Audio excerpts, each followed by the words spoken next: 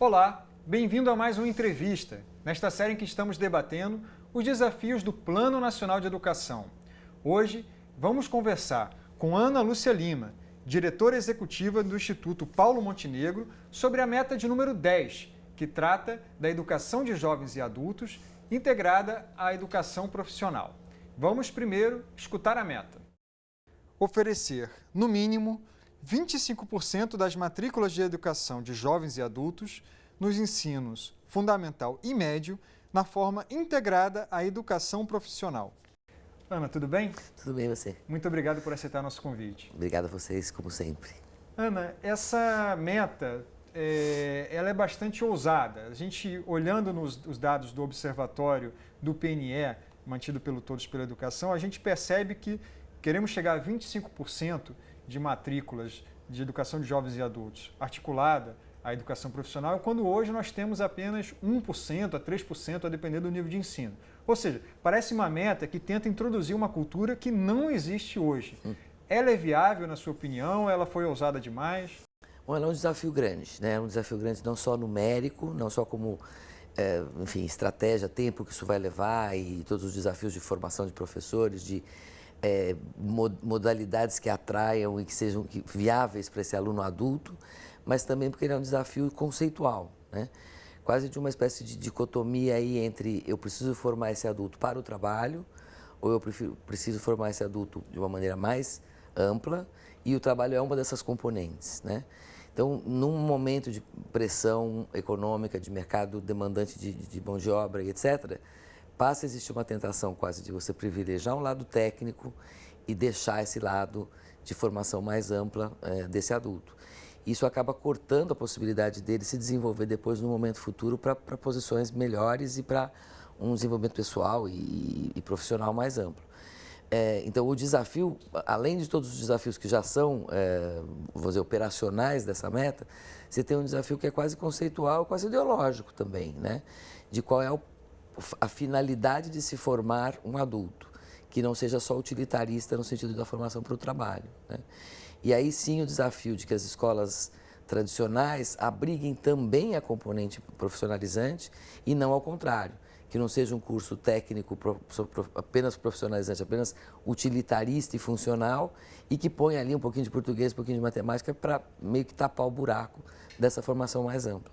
Então é duplamente desafiante, eu acho. Pois é, exatamente, eu queria que você explorasse um pouco mais essa questão de para que formar, para que tentar vincular mais a educação de jovens e adultos à educação profissional. Qual o objetivo que está por trás dessa meta? E de novo, acho que tem dois ângulos para olhar para isso, né? De um lado você diz, não, precisa se qualificar uma mão de obra, então tem uma dimensão que privilegia ou prioriza a qualificação da mão de obra, né? Pensando menos nessa formação mais ampla, mais cidadã, mais crítica, e com mais potencial para um desenvolvimento futuro. Assim como também tem o outro lado, se eu quero atrair esse adulto para essa formação mais ampla, ele não tem mais paciência de vir estudar só temas da escola. O que motiva esse adulto a vir para a escola, no fundo, é um pouco o trabalho e a carreira. Então, a ideia de juntar ela é muito boa. O desafio de juntar é que é bastante complexo. Porque você, inclusive, precisa de perfis de profissionais que são muito diferentes, né?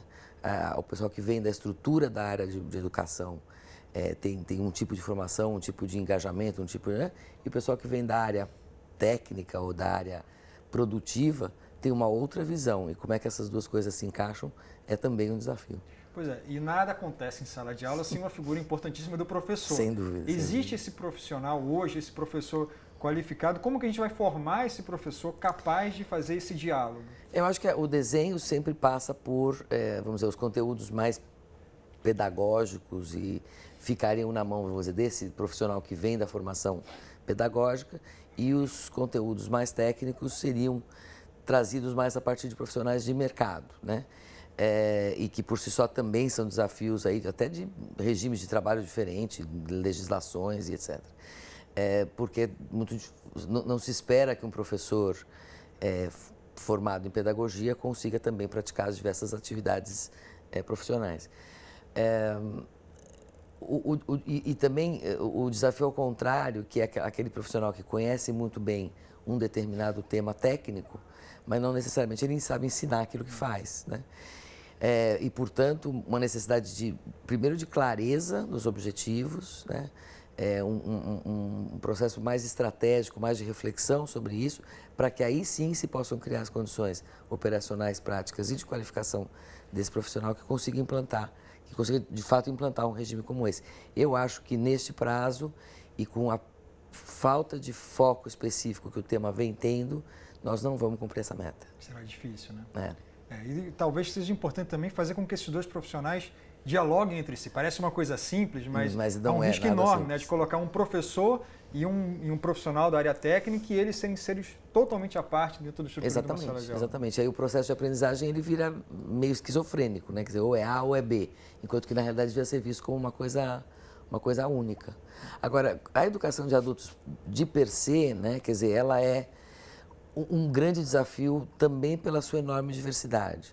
Muitas vezes, quando se fala em educação de adultos, se pensa quase em alfabetização de adultos, né? Aquele senhor de mão calejada, com a enxada nas costas e tal, que está se alfabetizando. Isso já não é mais o cenário. Isso existe também, né? E também para essa população tem que ser oferecidas alternativas viáveis. Mas hoje a educação de adultos ela é muito mais dominada por jovens, por pessoas ou de 16, 17, 18, 20 anos que não completaram sequer o fundamental, ou de pessoas de 19 a 25, 29 anos que não conseguiram completar o ensino médio. É muito mais essa imagem, é uma EJA urbana, uma EJA metropolitana, com desafios muito diferentes daquilo que está no imaginário, inclusive de tomadores de decisão, que continuam pensando sempre naquela EJA quase que Mobral, vamos dizer assim, né? Isso é um salto que tem que se dar para entender que os desafios são outros. A estratégia para atender esse público tem que ser também pensada para ele, né? Vamos ouvir, por exemplo, uma pergunta de uma professora sobre isso. Meu nome é Sônia, eu trabalho com Nova EJA e queria saber como é que o governo pretende alcançar essa meta de 25%, né, com programas para a educação de jovens e adultos, visto que esses jovens e adultos que estudam à noite já trabalham durante o dia e não terão tempo e condições hábeis para frequentar nenhum outro tipo de programa. Os desafios são de verdade múltiplos. Qual é o espaço que vai abrigar esse estudante, né? Quer dizer, primeiro você tem uma questão de logística mesmo, pura e simples. Se o curso vai além de um curso muito, muito primário, ele requer equipamento, ele requer materiais, etc., para essa formação técnica, para essa formação profissional, e que não é impossível quase que espalhar pelas várias escolas da cidade. As determinações, né, as implementações das diretrizes educacionais no Brasil, elas estão sempre na autonomia dos estados e dos municípios. Então, não é uma solução, são 5.000 e tantas soluções e que, se por um lado tem a vantagem de estarem alinhadas ao contexto local, requer 5.000 pessoas pensando em maneiras de enfrentar um problema. Então, é um desafio importante. E eu acho que ele só se move a partir de demanda social, né? A demanda direta do aluno, a demanda do potencial empregador dessa população, mas a demanda também da sociedade em geral como um todo.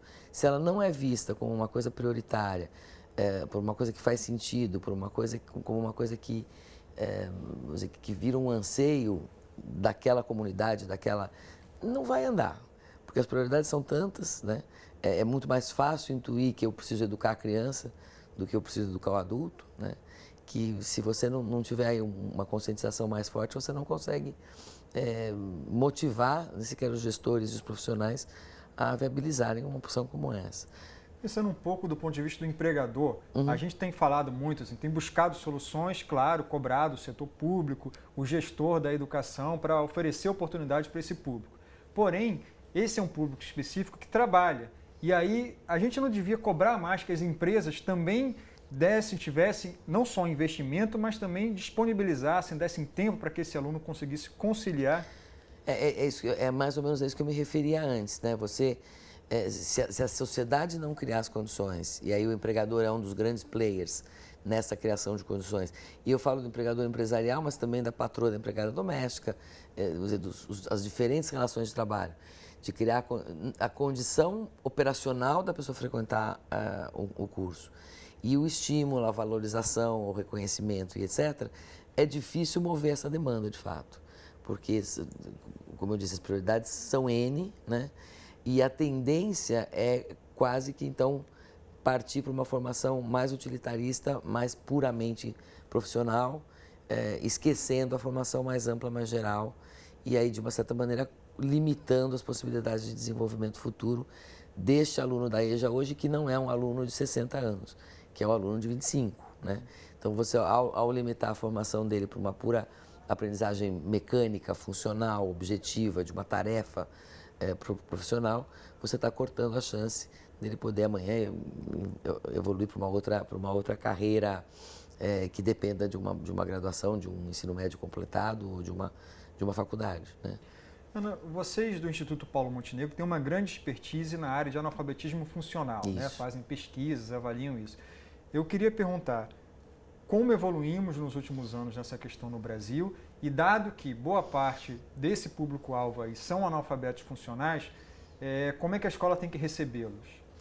Então, a gente realmente acho que aprendeu muito e nos fascina muito esse mundo do desafio do adulto que quer continuar se preparando e podendo se desenvolver.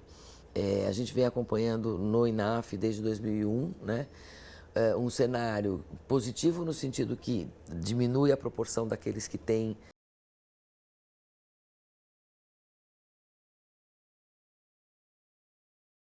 nessa população de 15 a 64 anos, 12% de analfabetos absolutos.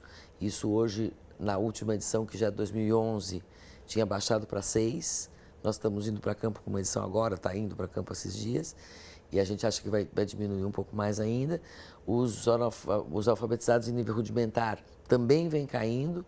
E o que a gente não consegue crescer são aqueles que têm pleno domínio das habilidades de leitura. Então, todo mundo, as pessoas estão se deslocando dos níveis mais precários, mais frágeis, e estão todos acumulando nesse nível que a gente chama de básico, que é uma pessoa que, para todos os efeitos, lê e escreve, mas não o faz de maneira plena, não domina totalmente essas habilidades.